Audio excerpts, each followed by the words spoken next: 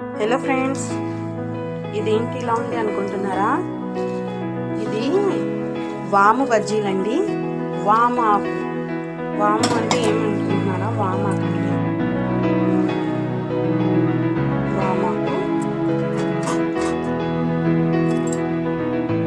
ఇదిగోండి ఫ్రెండ్స్, కనిపిస్తుందా మీకు?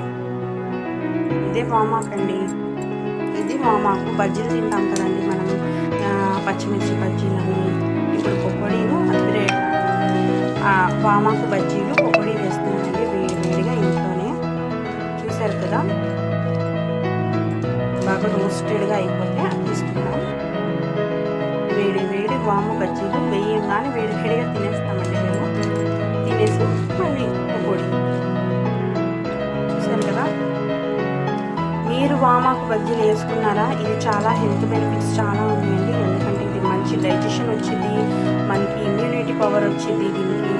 చూసారా, వామాకు గురించి మీరు ఒకసారి సెర్చ్ చేయండి, మీకు తెలిసింది దీనికి ఎన్ని బెనిఫిట్స్ ఉన్నాయో. మామూలుగా బజ్జీలు వేసుకుని తిన్నప్పుడు అలాగా వామాకు బజ్జీలు టేస్టీగా ఉంటాయి.